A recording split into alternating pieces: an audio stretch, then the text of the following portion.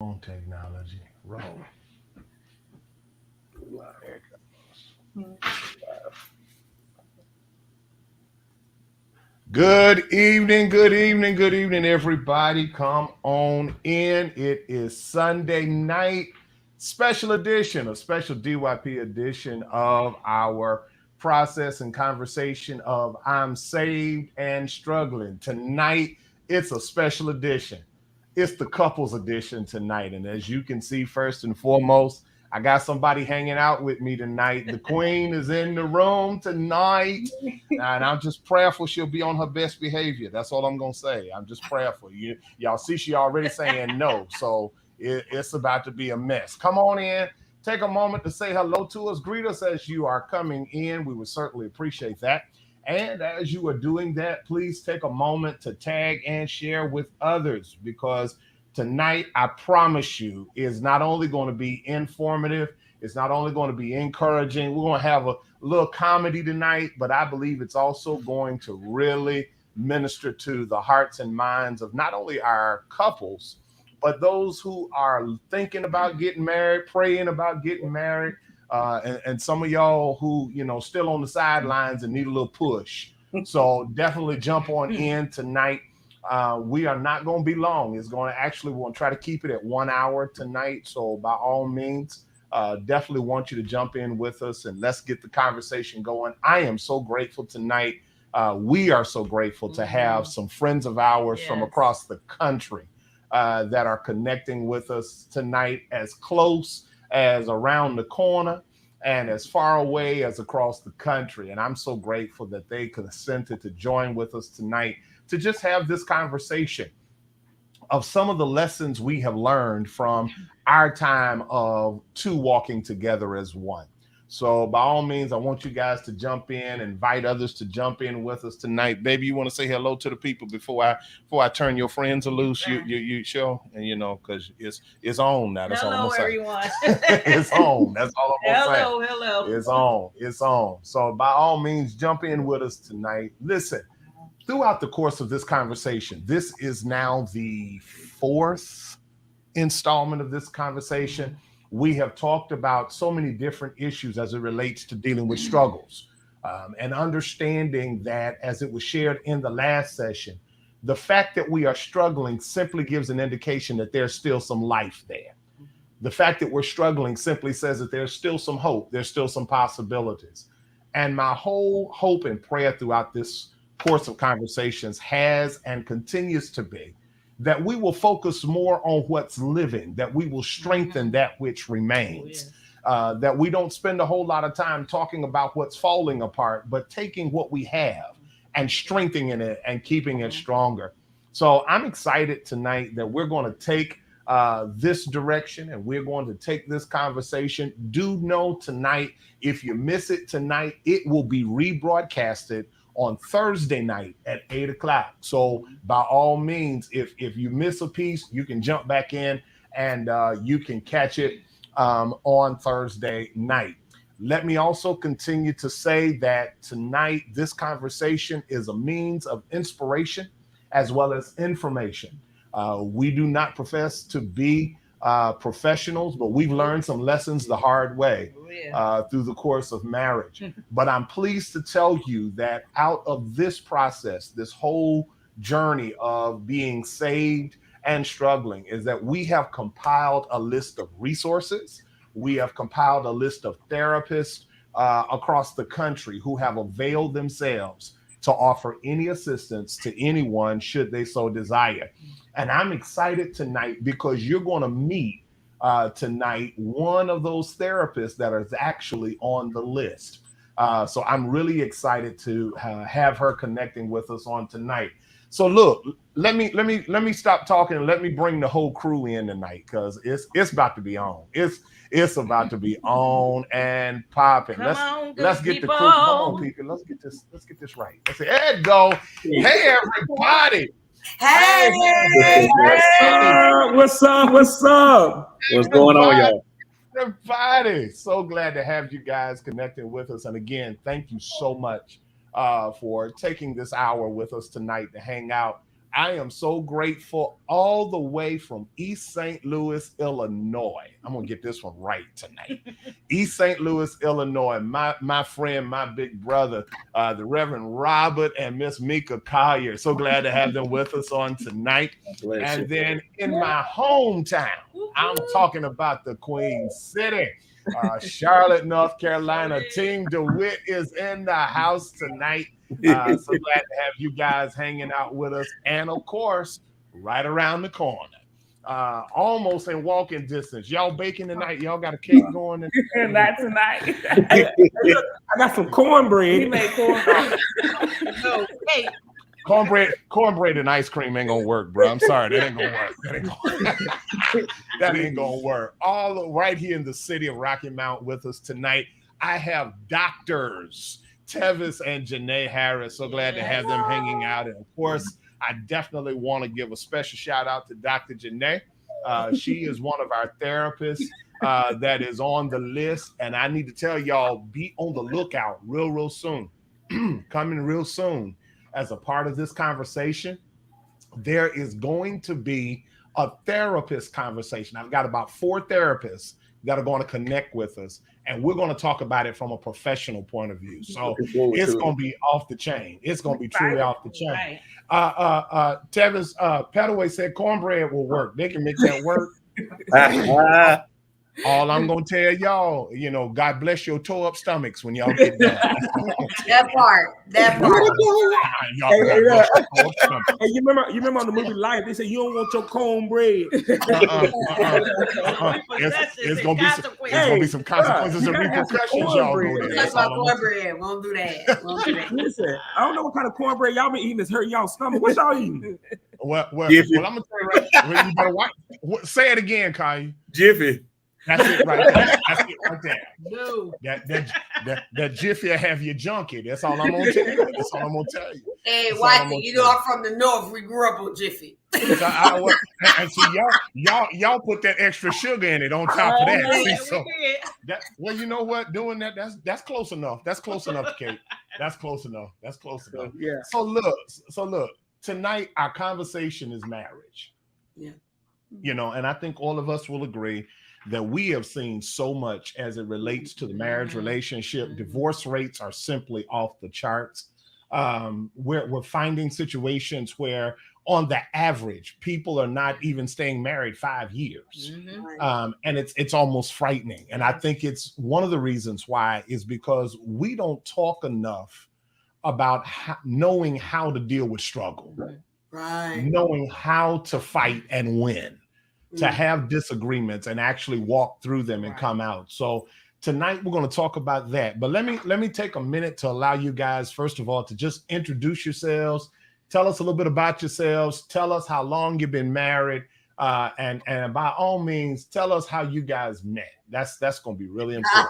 All right, that's going to be real fun. It's going to be more than an hour. Hold up. No, did you We'll see give you how a short version. Oh, this is gonna be good. This one's gonna be good. This is gonna be good. Yeah, that's what I'm saying. Well, like, Them don't Harrises tell and them nobody. DeWitts, this is gonna be good. This is gonna be good. This is gonna be good. Let's see. I think of the 4 of us, I think Collier, you're the one that's been married the shortest. Yeah. And the DeWitts have been married the longest, I think I have. And we somewhere in the middle. Yeah. We the middle children. We're the middle children. We don't get no, You know, we don't get no. We don't get nothing, you know. Dan Brady. Yeah, that's it. We get the cornbread. That's what happened. We get the cornbread. Jiffy. Yeah, we get the Jiffy. And the pot And liquor. don't even have extra No sugar. extra sugar. You get the cornbread and the pot liquor. Yeah. So Kai, you and Mika, tell us a little bit about yourselves. Tell us about yourselves. Robert and Mika Collier, we're from I'm from originally from East St. Louis, Illinois. She is from Columbus, Ohio. Believe it or not, we actually met. I always tell people we met in a psych pod. I'm a by trade, I'm a supervisor for a local hospital, and she was working in the registration department, and we had just got through wrestling with a patient that was hyped up on some drugs, and I knew she wasn't going to be able to get in the room to get the information she needed. But I used to do the job she did, so I got the information. Pretty much we became friends, and I think about a year later we started dating. We got married November of 2020. Yeah, So y'all coming up on 2 years, guys. Cool. Yeah. Wow. He Okay. stalked me, so Yeah. that was pretty much what happened. I was a stalker. Yeah, My that name's was pretty Bob. I'll much be your what stalker.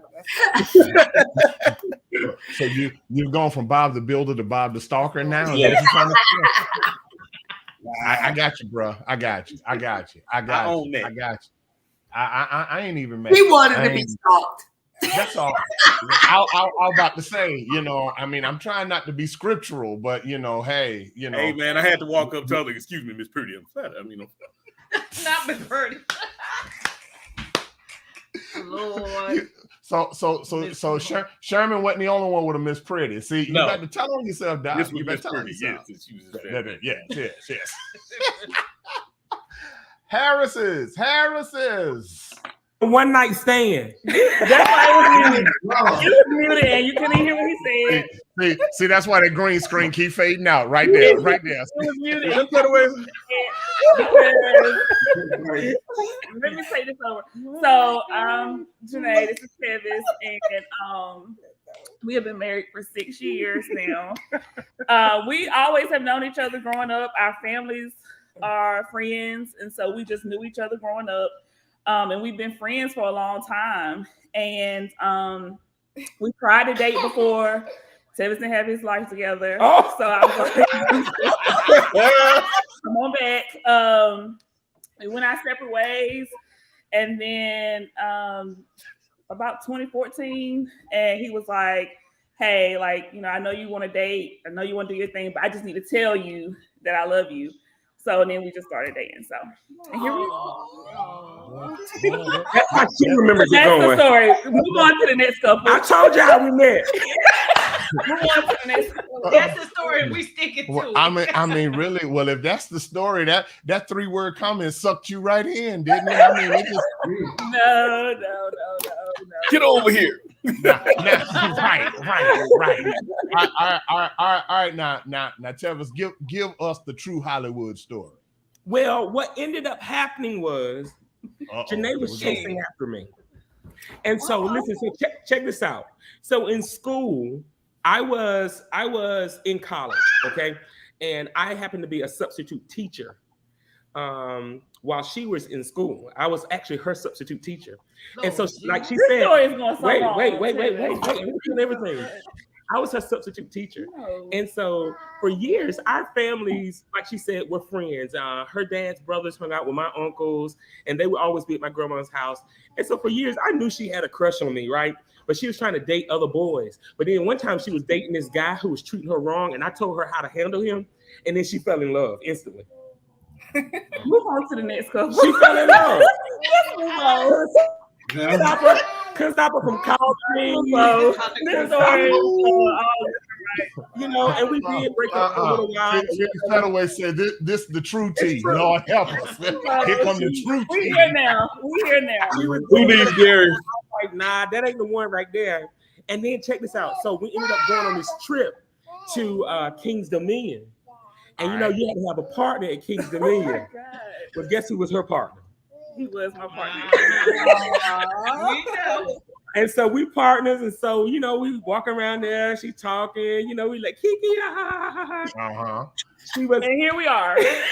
Married.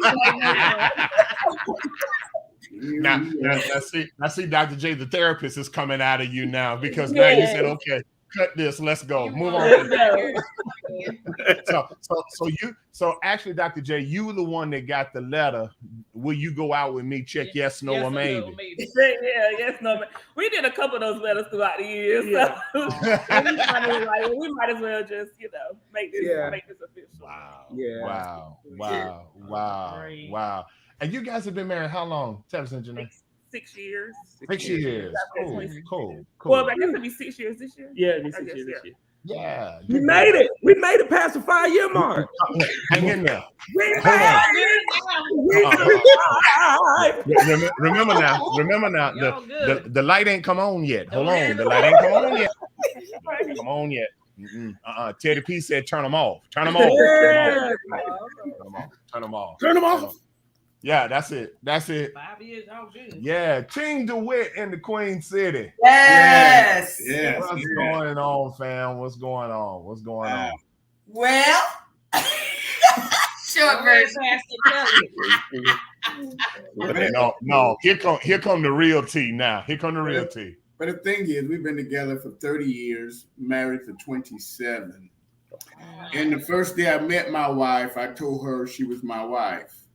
Come on, sir. The first thing out of my mouth to The her. first thing to me, didn't even know my name. He said, my back was turned actually. And he said, whoever them is with them bow legs is my wife. Oh, wow. Name it and claim it, grab it, nab it, and grab it. I turned around and was like, I said, If ninja, you believe it, you can receive it. Amen. not here, not today. See, y'all I got to gave have them full all quickly the at home attitude. tonight. Do you hear me? I was like, listen, country boy. He spoke it into existence. He had a dream board, a vision board. That's how it is. And that's how we met. We met at his cousin's house. My cousin was dating his cousin. And I came over to play some cards. We was at a different part of life. The devil's game. You were playing the devil's game, were you? It was phase, wasn't it? It was fast. It was Spades. I know it was Spades. I know Which it was one the y'all game was reneged? Spades. I know it was. I know the game was Spades. You don't even got to tell me. I already know. But that is the story in a nutshell. Absolutely. Awesome. Well, I guess you better tell. You want to tell how we met? I let him tell a story because he always tell me I'm wrong, even though I know I'm right. I'm gonna give you a chance. No, go ahead, Ray. Tell the story. Well, you know, Make we've it been. sound so good. This December makes 16 years for us. We've been together 16 years. Truth be told, this is the truth. I actually met her doing ministry. That's how I met her. I was asked to pinch hit for a friend of mine in Paulsboro, New Jersey, Pastor Witt, Paulsboro, and was asked to go. And basically, unbeknownst to me, he called her and told her, I got a friend of mine coming to New Jersey to preach. I need you to take care of it. And basically, long story short, Not like that now. anyway, long story. Wait a minute. See, this is what See, I I'm live like, with. Janae, this See, about to go wrong. See, this is what I live with. But am I lying? Am I lying though? He asked me to look out. He asked, well, I mean, take care of me, look out for me, and then each one, you know, Jesus. potato. You know, long story. Let me get my fans. Long story short, that was, let's see, this past May made 17 years. We met 17 years ago. And in December of this year, we'll celebrate 16 years. And so shall we say the rest is history. So if I do the math tonight between the four of us, there are 51 years of marriage on this feed tonight, which I know, you know, no matter how long we've been together, there is a wealth of knowledge that I believe we're going to impart. Basically, I just want to ask a few questions, and we're just going to talk a little bit tonight with hopes of helping somebody. The first question that I really want to deal with is the meat of our conversation. You know, all of us are saved. We have a relationship with Jesus Christ, and we can unashamedly say that and admit that. We have no problem with that. But just because we're saved doesn't mean we have not had any problems or issues in our marriage, which is one of the biggest, shall I say, lies that really needs to be revealed as it relates to marriage. Just because you are saved don't mean you won't have arguments, you won't have fights, you won't have disagreements, you won't have struggles. But tonight, I just want to talk a little bit about that with hopes of encouragement. In our collected 51 years, and probably 51 plus, because, you know, Tevis, you know, was Janae's substitute teacher, so we don't know how long ago that It was was. not, y'all. That story is so convoluted. Oh my god! No, So we don't know how long ago that took place. No. But It goes back 7 years. wait a minute, hold on, Janae. Was it? Go ahead, Pastor. Was it?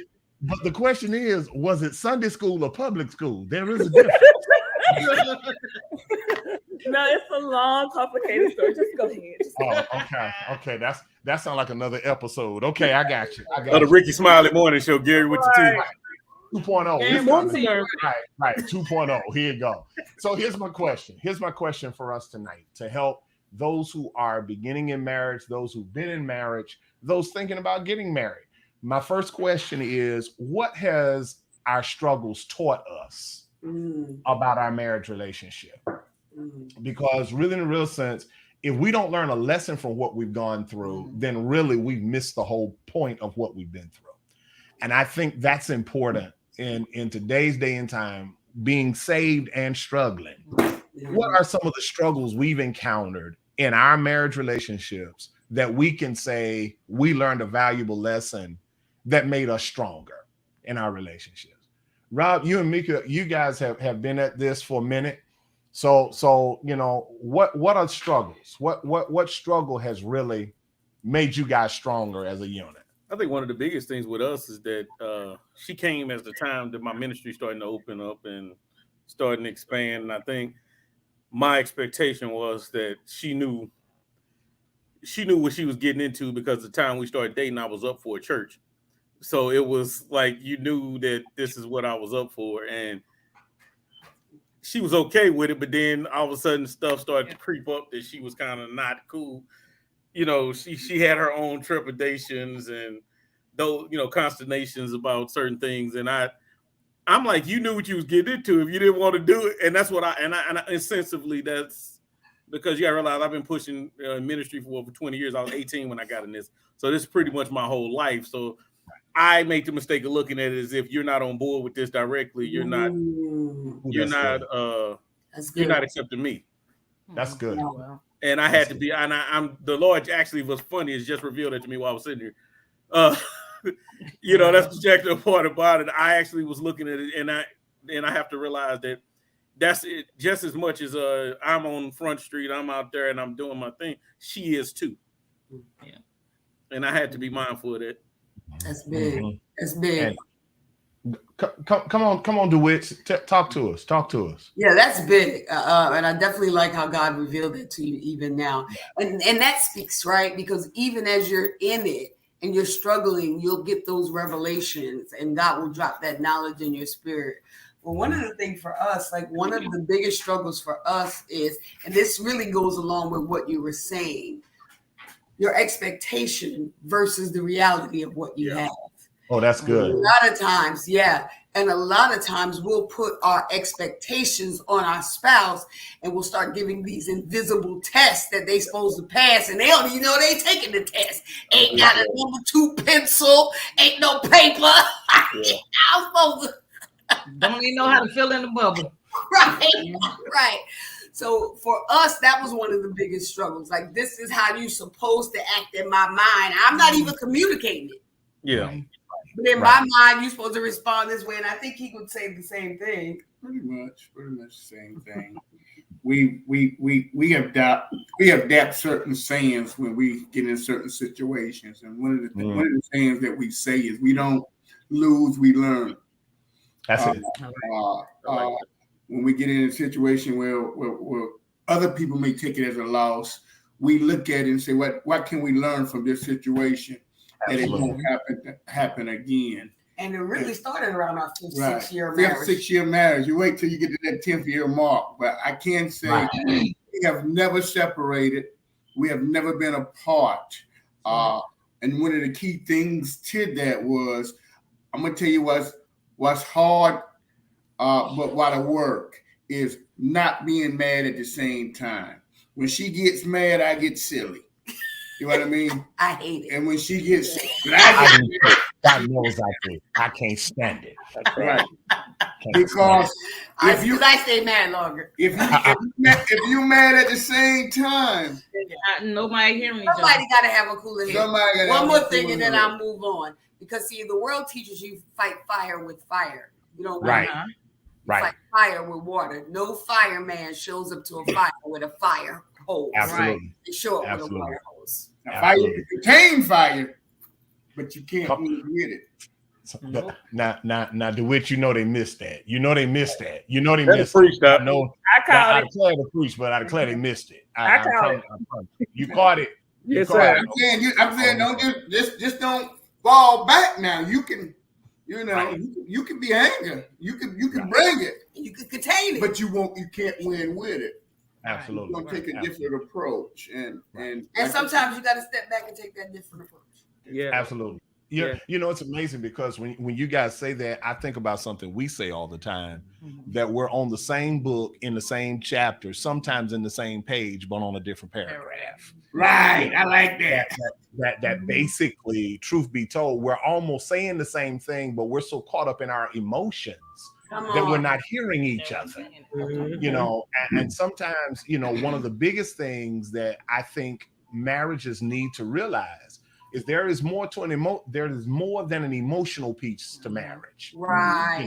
You know, if everything is built on emotion, you're gonna have struggle paying them bills. You know, if everything is built on emotion, you know, when the children come in and all of those sort of situations come in, you're gonna struggle. You really are going to struggle. And when you talk about emotions, it's feelings, right? Yeah. If I base everything on feelings, I could love you today and hate you tomorrow. Yeah. Come on. You know what I mean? So I have to stand on the fact of I'm his wife. That's it. That's it. That's no matter how I'm feeling, the fact is I'm Mrs. DeWitt. That's it. Period. Period. And there are some things that there's some things that you can say and y'all fall out over that somebody else tried and they'll get cut. Oh, Peter, where are they? Come on now. Come on now. Come on now. You guys have said some incredible things, and especially in terms of the emotional piece. I love that, man. Like understanding how the emotions work and understanding. Now, one of the things that I do in you know, whenever we have a struggle is I don't talk about it right then. You know, if Janae's upset, you know, y'all get silly, but you know, I'm an Enneagram 7, so I don't like negative conversations. I don't like negativity. So because I don't know how to handle emotions well, right? I don't know how to deal with them well. Some people consider me an emotionless person, you know, because you know I'm just, you know, it is what it is. You know, there's no sugarcoating about it. But you know, so I retreat from it. I let the fire burn. Let it burn. Let it burn. Let it burn. Come on, Urshan. Come on, Urshan.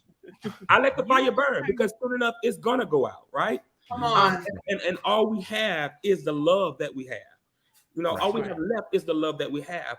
But one of the things that I really have learned is that we can grow together, right? We can grow together. If we're committed to this thing, we can grow together. Now, I'm a little pissed off at older generations because they didn't let us see the authenticity of marriage, right? So, you know, they always hid things from us. So one of the things that we've learned through our struggle, and we learned it quite early, is to allow our children to see us handle things healthily, handle arguments, handle them healthily, because speaking of kids, healthily, right? And you know, because one of the things we see now is that kids and even grown-ups don't know how to healthily talk through their emotions, talk through the struggles, talk through the situations. And so that's one of the things that I think we learned early on. Janae may have something else. I would just add, sometimes like you aren't fighting each other, you're fighting like your history, you're fighting your childhood stuff. And so like sometimes our responses are not even I'm mad at you or you're mad at me. It's like whatever I said triggers something in you, whatever you did. And until we can talk about those things, and I think that's a struggle, like learning how to talk about, like, for real, when you said this, I know it didn't mean anything to you, but I remember hearing this growing up. And one of the things that Tevis had to say to me was like, you can't talk to me any kind of way. Like, I don't like when people yell at me. I don't like when people like say all kinds of stuff, and you cannot talk to me that way. And so I think I've tried to learn, and I hope that we are trying to learn how to be sensitive to that in each other. Like, that, hey, it may not even be you that's acting up right now. It's like whatever happened back then. It's trauma. Coming up. It's trauma. Like, you know, and that's a struggle. Like that's really that's another struggle. Kids in the mix. This is like, ooh, child. But you know, it's amazing you guys bring that up, because you bring me back to something that we encountered. I mean, just days after our wedding. I mean, like 3-4 days after our wedding, one of the major struggles. And when you brought that up about sometimes we're not fighting each other. It's the emotional baggage from previous relationships, the hurts from previous relationships that many times we say we're healed, but we're not over it. You know, just because we've got a scar doesn't mean we don't have a wound. Come on. And sometimes we got to learn how to treat the wound in order to fully heal. I mean, just 3 days after we got married, we had a major blow up over something that was totally my fault. It was totally mine. Yeah. But, you know, my thing was, you know, I let her have it. I mean, and we can laugh about it now. It was over DirecTV, you know, because my philosophy has always been in our time of marriage, when it comes to finances, you can do whatever you want to do as long as the lights in the DirecTV stays on. Anything else, you good, you whatever. Well, sure enough, 3 days the DirecTV had gone off. She had only been in the house, about a week? A week. You know, she had only been in the house for about a week. But I was moving from Philadelphia to Charlotte. So here I am. I'm going off. I mean, blasting, yelling, screaming. You know, why did you do this? I can't deal with this. I can't hang with this. And come to find out, it was my fault. I was the one that was supposed to fix it. Of course, I felt like about 2 inches tall after it was all said and done. But she said something to me that day that 16 years ago changed my life. She said to me, when are you going to stop punishing me for everything that everybody else did to you? And sometimes in marriage, what we've got to do, and I think sometimes this is good for folks just getting started, you can't rush into a relationship if you haven't been fully healed from a previous one. Come on. You jump out there too quick, and you're still dealing with the hurts and the baggage and the wounds, and you haven't dealt with that stuff yet. And then you jump into another relationship, you know, jumping from one bed to another, and you still aren't healed from what you just came from. You know, looking for love in all the wrong places. We got to call it for what it is. And when we move too quick, we get hurt and we wonder why nobody loves me, nobody cares, nobody understands. It's because we don't take time to heal before we move to that next place. Yeah. I truly believe you got to bring your whole self, your whole authentic self. Yes. Because see, when you dating, your pretty self. Oh, yeah. Come on. Come on. Yeah. And then after you say I do, all of a sudden I got the whole you now. Yeah. Right. Right. And what I like to, when I'm talking to people that are considering marriages, what I tell them is 50% of each of you is going to make 100% of a mess. Yeah. That's it. Yeah. That's it. Not That's a it. marriage, 100% of a mess. So make sure you ain't got to be 100% perfect. You ain't got to be 100% healed. Because we like to say all the time, sometimes he the 80, I'm the 20. That's where I'm at the moment. At the moment. Right. Sometimes I'm the 90 and he's the 10. The goal of the marriage is to be 100 together. That's it. That's it. We got this misconception out there in the world of this 50-50 mess. I can't. Never 50-50. You get a 50-50, that's good. Never 50-50. Never. Hardly ever. You know what I mean? That's like you know, it's just the key thing is we talk about baggage, but I told my wife a long time because we're getting married. We got married, I would think it was right before my 40th birthday. And she's 3 years younger than I am. But the reality of it is we can't live that long without stuff, without issues. Yeah. We moved in with baggage. I moved in with boxes. We moved in together. But the one thing I've learned over the last 2 years is that I also need to take inventory. I took inventory of what was in the boxes and the bags, but I forgot to take inventory of what was in my pocket. Come on, sir. You know, I forgot to take inventory of what was in my pocket. You know how you go find paper you didn't know was in there? Right. You find one That's the stuff you hold close. I love that analogy because that's the stuff you hold close to the vest. That's it. There. But the thing is, you also forget that it was in there. So, and then, so when you go in and you go hit a situation and you start thinking, where did this come from? You was carrying the whole time. You just didn't realize it was an issue and needed to be dealt with until now. And you know, Rob, we were talking about this morning too, where we think about some of that stuff we have hidden. Yeah. That nobody knows but us, and we sometimes even hide it from ourselves. I was about to say, sometimes you so good you hide it from yourself. Yeah, sometimes you don't know. Like I told you with this grief this morning, we were talking. My cousin passed away the 4th of July. Was the last time I saw him. He died 5 years later. 5 days later. This was we called each other brothers. That was like we almost grew up together, and he died in 16. I had been okay with his death, enjoyed the 4th of July. I enjoyed it all. But it was just something about it dawned on me. I didn't realize until after I'd blew up on my wife and had all these other issues that that was the first time I sat in the church he used to belong to since he died, and watching that young man play the bass that he normally played sent me somewhere that I didn't even realize I was having these issues. Mm-hmm. My wife saw the onset of them, but I didn't realize I was having them. So it wasn't that I intentionally, I didn't know I had the scars. I thought I had come to terms with his death because I've been, been moving on since then. Yeah. But the grief just popped and smacked me back in the back of the head. Just saying. I was just gonna say too. Go ahead, Doc. I was just gonna say one thing I noticed. I'm not sure about Shannon and DeWitt, but in some ways, all of us have a ministry theme through our marriage. Yeah. I think when you're in ministry, you are taught how to hide things really, really well. And especially the person who was the forefront of the ministry. So the spouse person who was the forefront of the ministry gets to see all the parts that other people do not see. And I remember one of my struggles was, I want the Tevis that's on stage. Like, don't give me the one to come in and sit quiet and not talk to nobody. I want the one that's at the church giving out hugs and smiles. And say give me that person. And that's not the person I got the real person. I think that's so hard when you are with somebody who is in ministry in that way and they have to be on so much. You get the off version and you like, wow. You gotta come with that same energy, buddy. And I never get, like, one of our biggest arguments was he had it had been like a high service one day and people were crying and he was going around like hugging people and like, praying for them. And so I had a hard day one day and he was like, well, you just need to, you know how it tells you, tighten up, move on. I said, not Mr. Going around the altar, holding people when they cry. No. So I really had to understand how to balance my expectations and how to understand. And I know Team Worthy, like, and on Sunday, it's just a whole lot. And so I think like knowing who you are getting behind that person. Mark Green said yes. Like, Mark, you're a person that's on stage. I mean, Benita's on stage too. And so just learning the person behind the scenes is so important. Yeah. That was one of our first fights for me. Because I'm like, you go to church, you talking to them people, you laughing, you come home, you quiet, you're not saying nothing.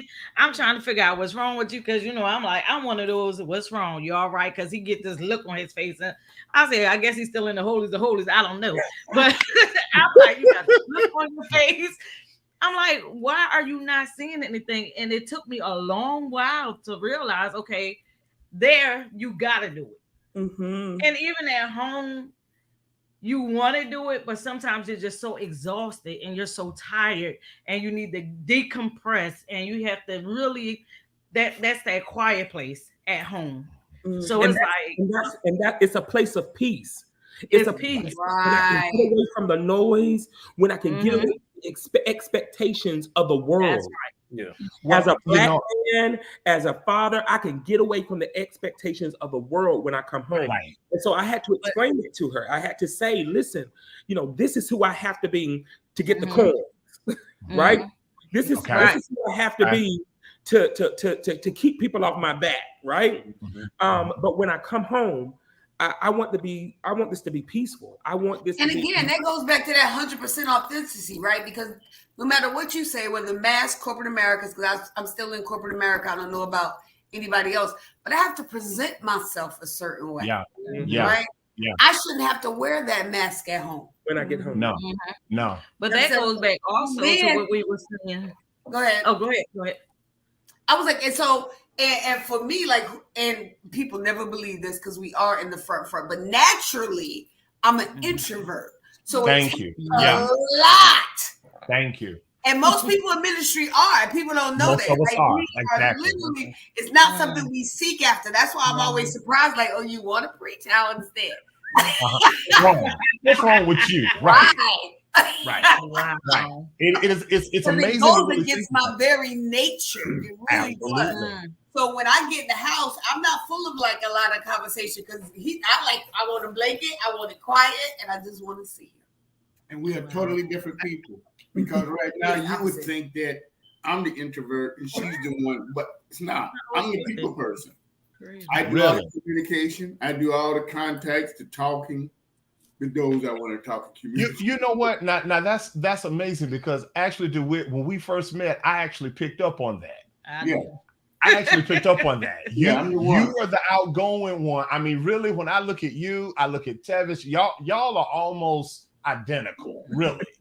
But you are so. Hey, DeWitt, I need to get your phone number before we get out this conversation.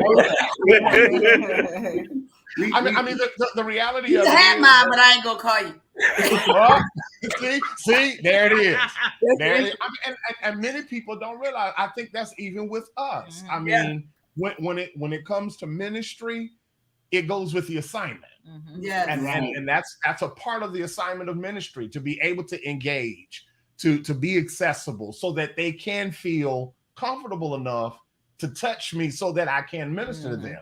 Right. But once that's over with, and I'm in the car on my way home, I'm not saying anything. Nothing. I'm shutting down. I don't like to talk outside of the car. I talk when I'm driving. When I get here, I don't want to be on. I don't want to talk to you. Don't text me. Don't call me. No, I'm serious. My parents will tell you, like, literally, if I don't talk to you while I'm driving home, okay, I literally should laugh at me and get in the house. You need to call and check on them. No, I don't. They'll be all right. Because like you also talk about being on my livelihood. I'm a supervisor at a top hospital in the nation. So when I'm on all the time, I'm on at church, I'm on at work. I'm leading somebody somewhere all the time. All the time. Home, same. That's why she always says that you're a lieutenant at work, but she the colonel at home. And believe it or not, I'm okay with that. I fight back and joke with her, but the reality is I'm okay with it. I'd rather somebody take that responsibility. Absolutely. I mean, after you have done what you're supposed to do, you know, I'm looking, and I think, Pastor Shannon, you said it right on the money. There are times when I am the 80 and she is the 20. But there are some days I don't even feel like being 5. Come on. You know, I mean, really. I mean, Sundays after work, all the way. I don't feel like it. You know, and she's right. When we first started, that was one of the issues. You talk to them people, you don't say nothing to me. Have you ever considered that I've talked so much to them people that I really don't want to say anything? And Pastor, you know what the problem is, though? Is though when you get married, you feel like you're the only one. Right. And so because you feel like you're the only one and you don't have these conversations to know, because when we first got married, I was a mess, right? Because I felt like I know darn well that this is not what people go through in marriage, right? You know, but as I began to push people into conversations or people engage me in conversations, I'm like, oh, okay. We had one of those. Everybody. But nobody. But nobody talks about it. And so when we experience those frustrations, especially in the church. Yeah. Oh my God, yes. They are perfect in all of their ways. Honey, look at Janae. Look at Janae. Perfect in all of their ways. And that's why I said I was pissed off, because like no one said anything. They were so busy trying to hide and make things look 100%, and they really weren't. And so you don't get to see the good, the bad, and the ugly. Right. You know what I'm saying? And so in the beginning, I struggled because I'm like, oh man, like I'm feeling a kind of way. You know, I got this woman in my life. And listen, I was a bachelor. I had everything. Like I had 2-3 cars. I had a house. And then I married this woman and she moves into my house. So I'm feeling like, oh, she's taking over my stuff. Like, you know, I've been in this house for 14 years, bought this house right out of college. And so, you know, I was experiencing all these different types of emotions, but I didn't know anybody else who had gone through it. But once I found out that this was normal, because what was happening is I was feeling abnormal.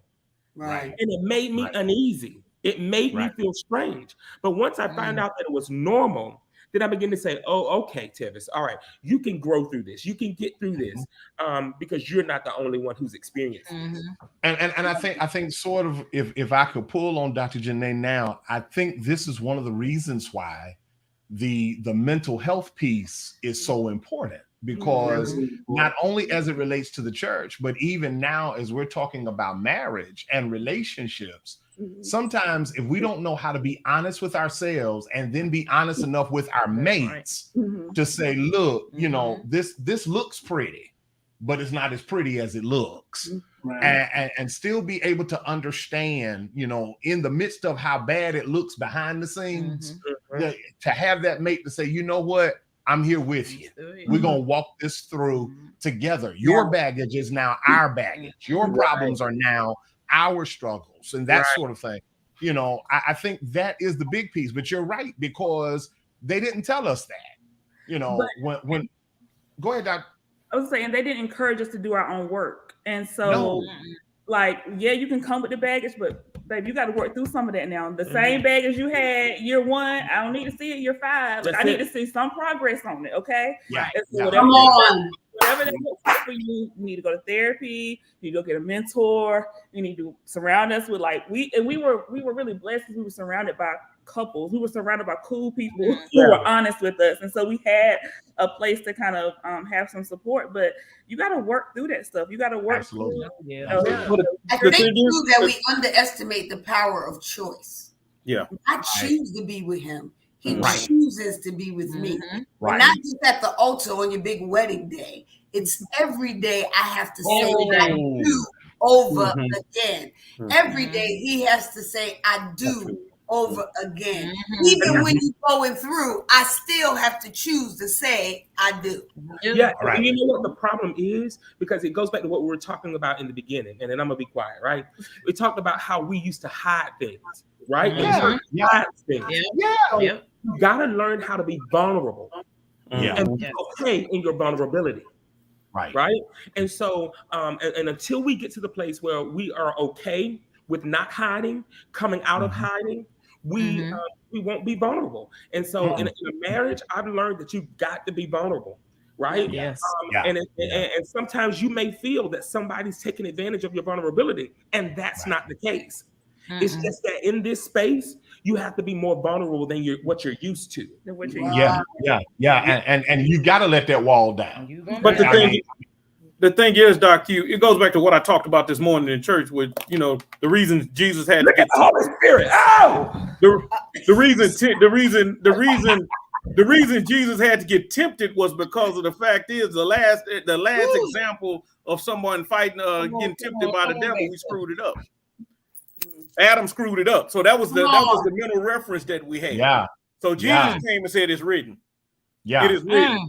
It is written. Don't get me started talking about Adam, because I always wonder what happened if Adam just said, you know what, God, you got me. But instead, he said that wife you gave me. See, now here's the thing. Here's the thing with that story. Here's the thing with that story. When you look at it, when Satan came into the garden, he went to her. The Bible says that Adam was right there with her the whole time he was having that conversation with Eve. But he ain't say nothing. That's my question. My question has always been, if Adam was right there, why didn't Adam speak up? It was his responsibility to cover Eve in the first place. And then on top of that, God didn't tell Eve. You know, because at the time he gave direction, Eve was not even created. So basically, all he operated on, or what Eve gave him, was secondhanded information. And right here we can see the struggle, the communication problem. There's an uncovering, like these struggles that we as couples can still struggle with today. Absolutely. You know, hit it on the nail when you mentioned mental health. You know, as young Black people can raise, they don't teach us about mental health. I was about to say, you say we young. They don't teach us about mental health. You young, you know. And how to take that time, that break, that you need that. You need that mental health break. Absolutely. You know, one of the things that we do together, we go a lot. And actually, I hear y'all got children and stuff, but we way done with that. We've been Hallelujah. Hallelujah. Glory to God. Hallelujah. Glory. Kevin, I jump up and shout, but I'm locked in. I can't even shout right now. But that mental health is something that's really, really important. You know, we work our bodies. We pay attention to our blood pressure, our diabetes, but a lot of times we don't pay attention to our mind and our mental health. That's good. And a lot of times we be fighting the inner stuff in us the most. That's causing the diabetes to get out of control, the blood pressure, the weight gain, the everything. It's the inner you. And if you take a mental health break sometime and just say, you know what? Listen, I want to talk to all the preachers. Go on vacation. Even if do a staycation. You know, I've started this thing recently. We call it summer break at Greater. Once a month, we ain't having church. All right. Just once every because I don't need to see you every week. Like I just All right, Pastor. and vice versa, to give them an opportunity, because if not, you have burnout, right? And so and just in the summer, like one Sunday, let them have some family time. There's nothing, and I'm not saying if that's everybody ministry, everybody can't do that. But certainly I found it to be helpful because God really showed me, like, if not, you gonna kill yourself. You know what I'm saying? And vice versa. So it's okay to say, I need this. And I think we have a problem articulating, even in marriage, when we need something. We'd rather That's good. We would rather go into ourselves and expect our partner to just figure out what's wrong with us. Right. You know, and he's not psychic, and neither am I. I have discernment. I have some puppet, but it's nothing psychic about us, right? So you got to be able to speak what you need. Absolutely. And not feel bad about doing it. Yeah. You got to get to a place. Here's my thing. She's my safety net. Okay. If I can't trust her, you know, I can't, I mean, really in the real sense, I mean, I can't trust anybody else. I mean, because she's going to see some things I don't see. She's going to catch some stuff I don't catch. And she's definitely going to hear some stuff that I purposely am not supposed to hear. So, you know, when I hear you, Tevin, saying we got to be vulnerable, if I can't be vulnerable with her, how can I do it with anybody else? I gotta have that. I got a question coming here. Quick question or added statement. With the plight state within our current culture as it deals with marriage, do you guys recommend Christian or secular marriage counseling before couples say I do? Let me be the first to jump on that one. I say yes to both. Both Christian and secular. Both. And I will speak from experience as being married and being a professional counselor. We should have also done professional counseling before we got married. We went through the church counseling program, and I'll never forget, they gave us we had to take these assessments, and they were great, right? They were great. We had to take these assessments, and our scores came back, and they were like, oh, you and Tevin are perfect for each other. I was like, child, now I know something wrong with that assessment. Me and Tevin have been like, y'all are just perfectly matched. And I say that to say, like, I think some of the things that we dealt with year 2, 3, 4, if we had gone into more intense counseling before, we wouldn't have had the same type of struggles. And so I am a proponent of both. They can walk hand in hand. Yeah, absolutely. Yeah. Can I ask you, Janae, from a professional standpoint, what does that marriage counseling piece look like, you know, in the professional realm? What does that look like? So there are certain assessments that you'll take, depending on who the counselor is, to kind of ask you about maybe your past, your expectations, your history. Then the counselor can come together and talk about what are your goals, what do you want your marriage to look like. But you really get to dig into more of some of that trauma, some of that lint in the pocket that we don't often talk about out loud, that a counselor would be able to see on the forefront. And so, like, for example, I can give you an example from us. I had not anticipated how holidays would be a struggle for us. So Travis's mom passed. And he's like he said, he's not an emotional person. But around the holidays, he starts acting different.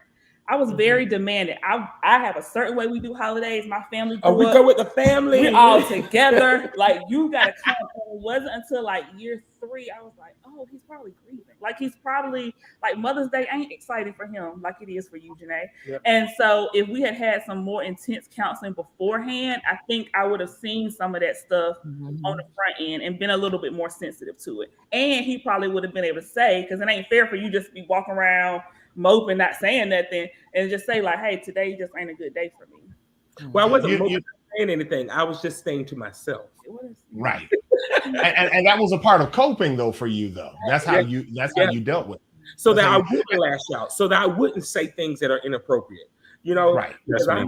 I'm known for just saying stuff off the top of my head, right? Like I would just say, whatever comes up.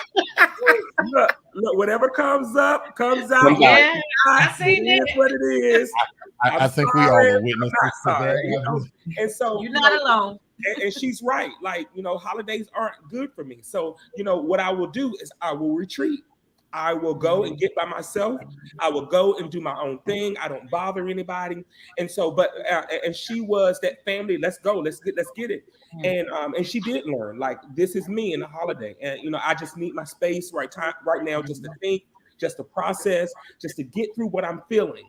And then I'll be back. And then you'll be to my mama's house. So, and then but for the person who asked the question, it's not too late. Even if you didn't get it on the front end, it's not too late to ever go to counseling. And nothing has to be wrong. Mm-hmm. You don't have to be on the brink of divorce to go to counseling. So please don't wait till then. Please don't wait. Then it's almost, I don't want to say too late, but it's harder. It's harder to work. Well, we see, really in the real sense, I think one of the first things we need to do is dispel with Christians that there's nothing wrong with you sitting down and getting counseling. Yeah. And talking to a therapist. No, you better go pray. What you talking about? Absolutely. Right. I take nothing. Everything. But you know what, Tevin, you gave me an illustration the last time we talked about this, and it makes a lot of sense. Okay. If my leg is broke, I need to do more than just pray about a broke leg. You better. I need to get somebody to go take a look at that thing, help me reset it, help me go through the process of rehabilitation so I can at least get up and start walking again. Yeah. I think with a whole lot of relationships, and I'm going to be honest, we pastors have fallen short because we deal with a whole lot of spiritual stuff, but we are too spiritual sometimes that we don't tell folk, no, this is beyond my scope. This is beyond my realm. You need to go talk to somebody else. Somebody got mad at me because I did that.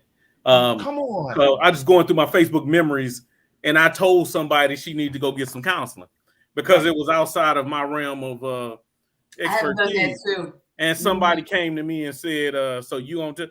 I ain't saying don't pray, but you also need to go do something else. Just like peroxide of alcohol go with a Band-Aid. Prayer go with some counseling every night. You need to but we've been told so often. My grandmama used to tell us all the time, grease your knees up and walk out of here like everything's fine. Even though you may be hungry, don't go nowhere and tell nobody we ain't ate. Right. Well, you ain't gonna ever get full if you don't tell nobody you ain't got nothing to eat. Right. That's true. That's right. And that goes, but then what happens is that's some of that trauma we were talking about. Because we are I know it's taught behavior. Yeah. It's not because I think we're talking about trauma, which is fine, but there's also some taught behavior to that because now you have this hide everything mentality that you don't even know. Like some stuff you'll hide between each other. Right. You got to present yourself a certain way to your husband or to your wife. You understand what I'm saying? Even when we're talking about vulnerability, as a man, he's taught, I got to be the man. You understand what I'm saying? I can't cry. I can't appear weak. And it's we've learned, it's not even necessarily trauma all the time, too. It's some learned behaviors that we need to unlearn. But then they come back. But then they come back and be like, I don't know about this new you. This ain't the new you. This the one you. This the old me you ain't never met. Never met. This is the old me you never met. The new version. 100% person again. That authentic yourself. That's right. Yeah, that's the one I hid up under that carpet. You know what I mean? It's just. But I'm surprised. I tell people all the time, counseling is good. I actually see one. I tell people all the time because we got married during COVID. Right. And we got stuck with some stuff I didn't even know I still had. You know, we got this, I'm so used to moving. Yeah. If I'm not at church, I'm at work. I really didn't do much of nothing. I spent my 30s at my job. You know, that's exactly where it was. I was always busy. And then COVID said, no, go sit in the house for a couple of years. And literally, she saw so much of, to the point she called my late pastor, like, I need you to pray for him. Because I lost 20, literally, I lost 20 people in 20 months. Wow. Not to mention the leadership stuff I was dealing with. I lost, and these were just either people that I was mentoring, my mentors, and family members, including a sister. Right.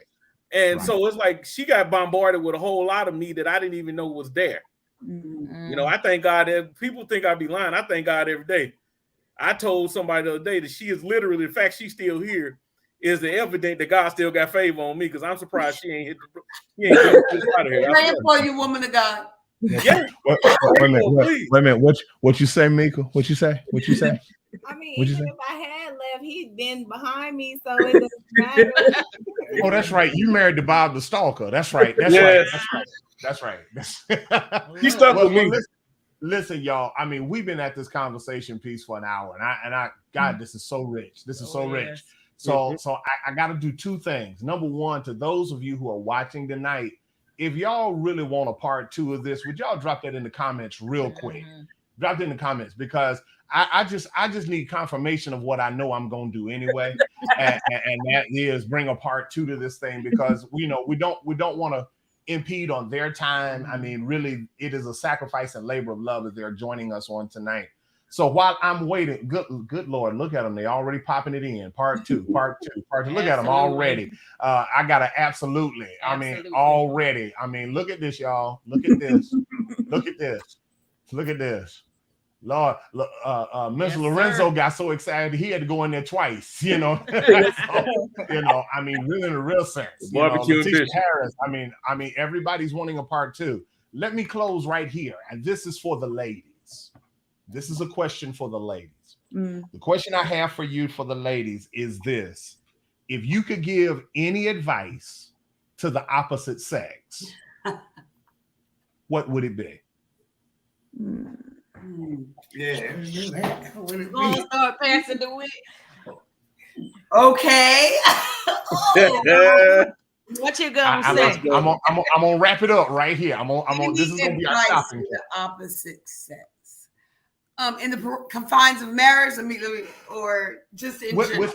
That's a great or question. How to deal with a lady, like. Yeah, within the confines of marriage, or let me simplify it.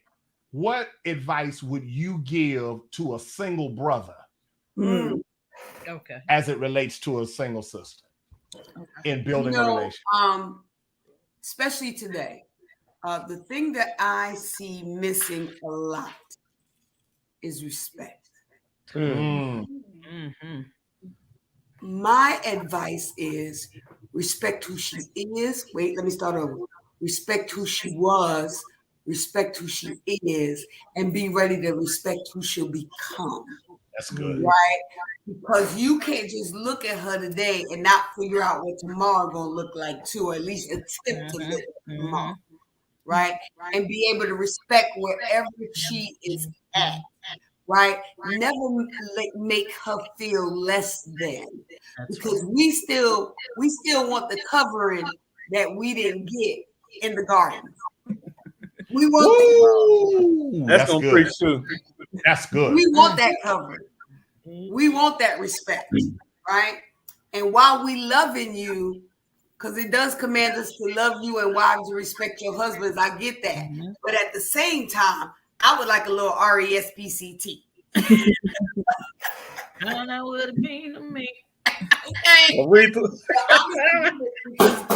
goes a long way. And I'm a little old-fashioned too, so that respect also shows up in the opening of car doors, and it shows up in the, she cold, give her your jacket. Come on, guys. Just bring that back. What about the hood girls? Anyway, Make sure you got a hoodie for. That's all. You know they hood. So there's some hood girls out here like, y'all don't need you open up my door. Got my own door. You know, I pay my own. Because they've never seen that before. I'm about to say, but in all honesty, they've never seen it. That is a great point, though, because you have some that will try to tell you. In some cases, it's not necessarily hood. They're just so independent. Rigid. That they don't want to release that. That's actually good. That's a good point. That's absolutely a good point. But they've never seen anybody open a door for anybody. It's a lot of stuff that I have never seen that he brought to the table that I've now am accustomed to. Right. Right. But because I'm not touching no trash. If you know it's right, Yeah. Do what's right. Yeah. That's right. Yeah. Yeah. I would say my advice would be, I know a lot of men are naturally providers, and y'all get a lot of energy on providing and going after your goals, and you can get very hyper focused on that. And I would say, even after you are going after all those things, don't forget to pay attention to your boo. Like, don't forget to also, like, the little things matter. And I know that you're super focused on what the next thing is or the next goal, but just don't forget to check in. Don't forget to plan a date night. And so that would be my advice. All right. Mika, what you got?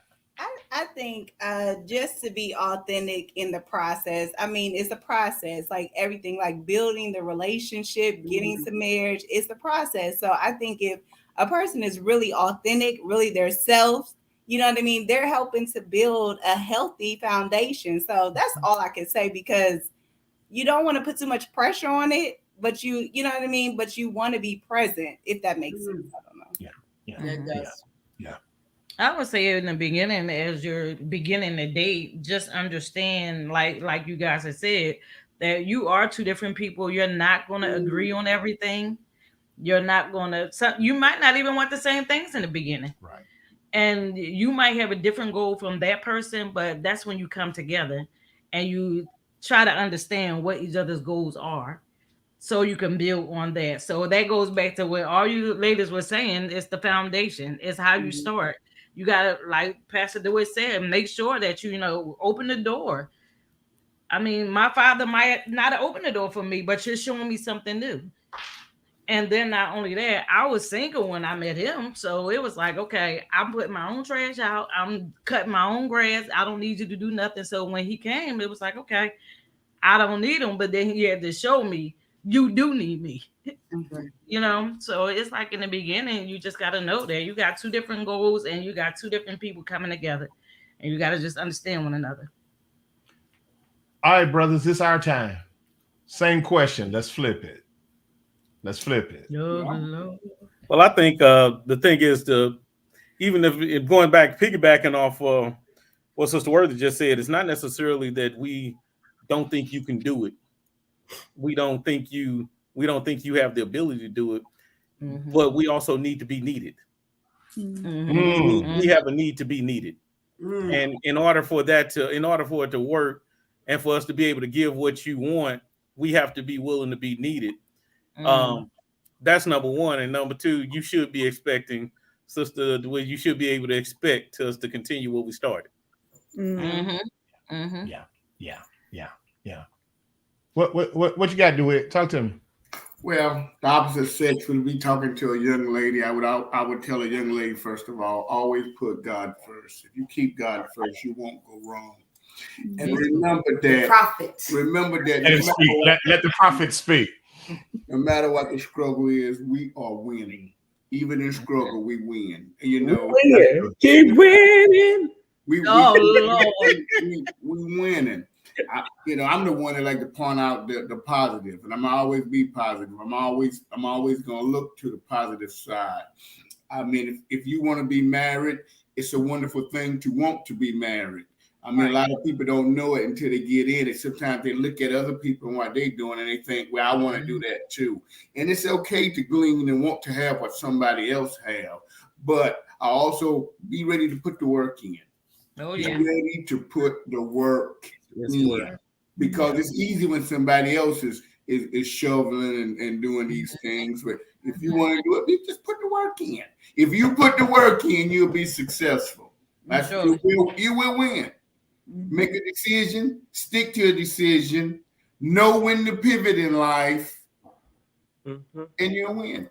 Yeah, it's good.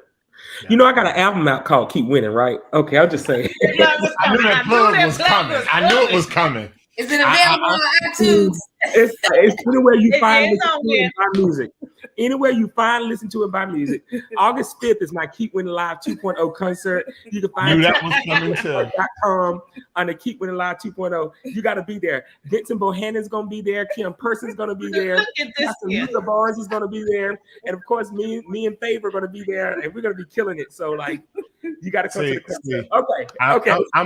I'm upset with you and Stephanie both about scheduling these things, and no, that's my birthday weekend, so you know I'm not gonna even be in town. Listen, you can start out Friday night with us, and then y'all just go to the hotel from there. I won't be in town. That's the thing. Oh. I'm gonna be winning already. I know that's right. Come on back, Graham. Come on back. Winning. I'm gonna be winning. Real winning. Oh my God. Listen, go and send your donation. It's about to go left. You just donate, and then y'all go ahead on. Where y'all going? I don't even. Oh, where are we going? I'm going to Emerald Isle. Okay. Nice. But what I would say is, to the opposite sex is, be a lady.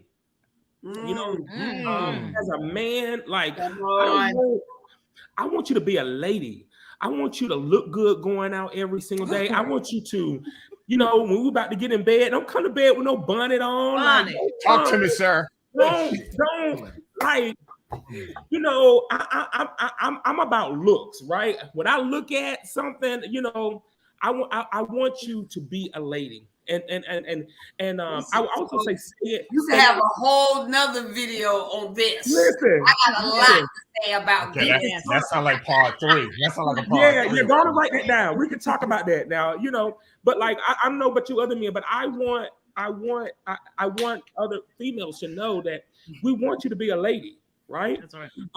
The second thing is, if you're seriously dating someone, I think that you need to be that man's piece, especially if you have a working man. Yeah. If you have a working man, someone whom you see the vision, whom you see who's going after his dreams and his goals.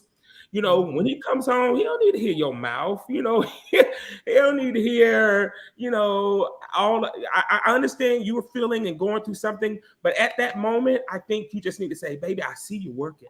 I see you going after your dreams and goals. How can I be of support to that? What can I do? Help me. Yeah, what can I do to support you? You know, but like I think that I've seen just from conversations with other men, like how some women are insecure, right? And so them jumping on his back when the world is probably already beat, especially as a black man, the world has already beat us up, right? And we got to perform for the world every single day. So when we come home, we want peace. You know, is that a testimony for all the men in the room? Well, I'm ready to get mine back. I'm ready to get my advice back to the too late. You too late. You had 3 points, and I need to go back. Schedule me for part 2. That's part 2. That's part 2. But you know what? I'm being honest though. Like, you know, but I've had conversations with a lot of people, and I hear about a lot of marriages. You know, a lot of people confide in me, and so being peace. Also, stay in your lane. You know. Yeah, stay in your lane, and yeah, that's what I would say. Those are some of the things I would say. I would recommend. When to shut up. Oh yeah, that's another one. Go ahead. Know when to shut up. Shut it up. Let me. Felicia, you gonna help her?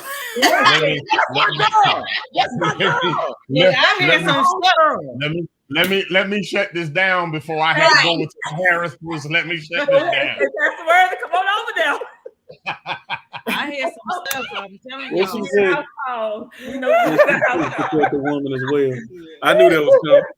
Ladies need to learn how to be ladies. He's right. I think the advice that I would give a young lady is understanding this. chivalry is a two-way street. It is. You gotta be willing to give it just as much as you're willing to receive it. Yeah. You know, if that brother's kind enough for you to keep gas in your car and make sure that the doors are open, you know, make sure that you reciprocate that. You know, because sometimes, believe it or not, brothers will not tell you, even though they will show you in their actions and emotions, that we want to feel like we are just as important to you as we portray that we are in our showing. You know, it doesn't necessarily have to be flowers. You know, give me a good night. You know, let me come home to think. Hush. I mean, we talk about this. Oh my God, this one. That's part two. That's part two, y'all. All right. Part two. But I think really, you know, for young ladies, and I gotta say this, particularly to some young ladies who are so desperate to get married, they want to settle for anything. Stop settling. Yes. You know, if you are a dreamer, you're gonna need somebody who understands what dreaming looks like.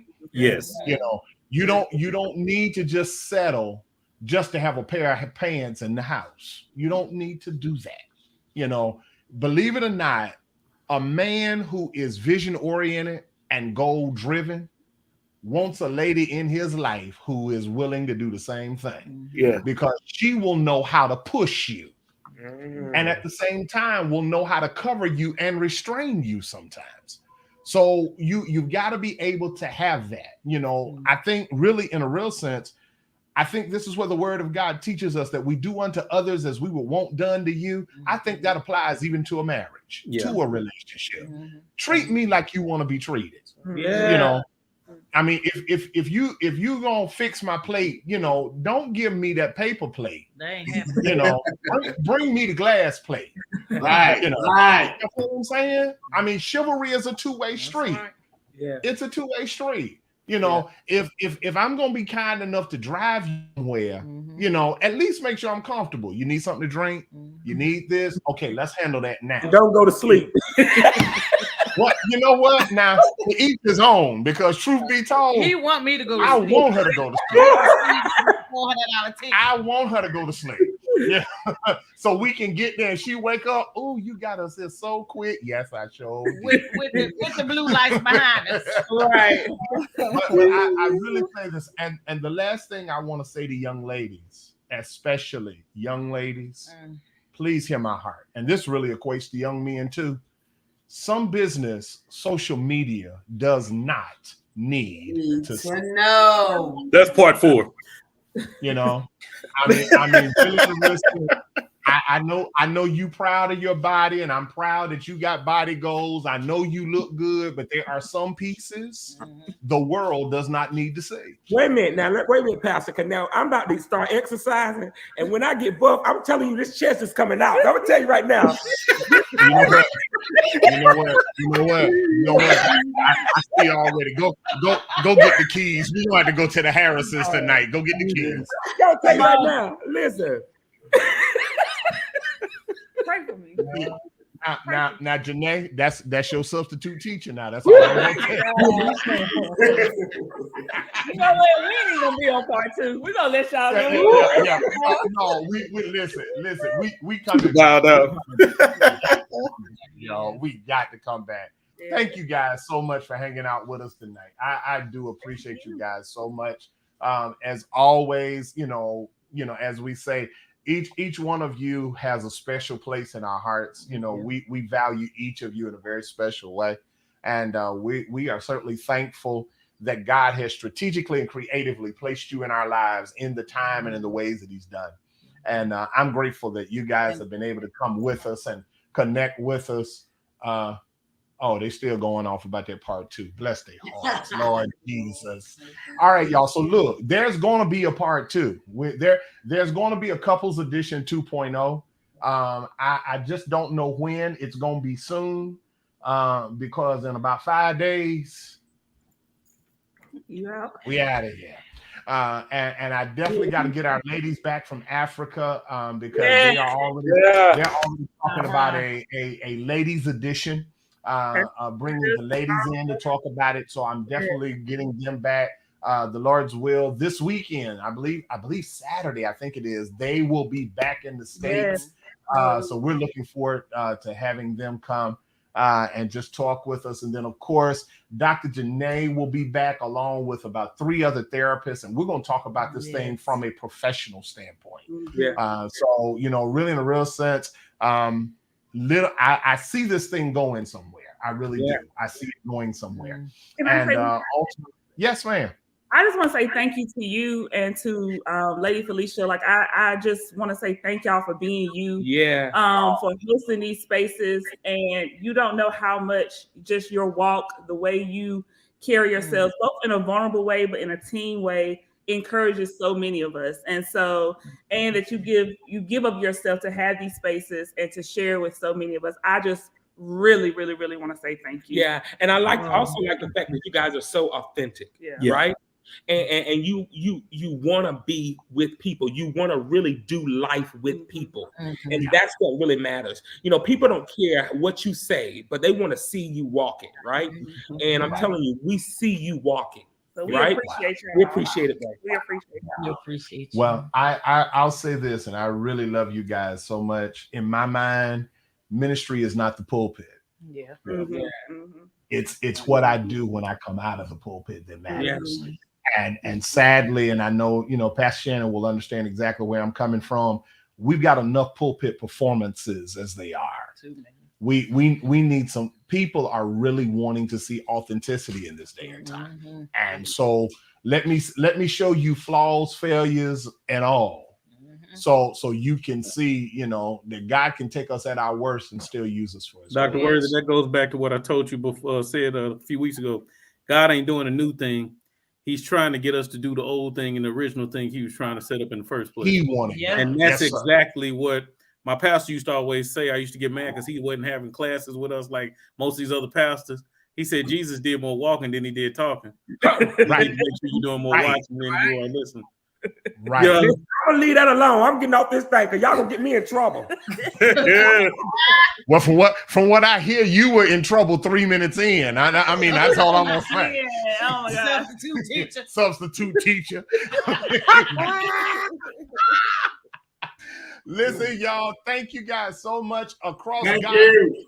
Oh, thank you so much for joining us on tonight.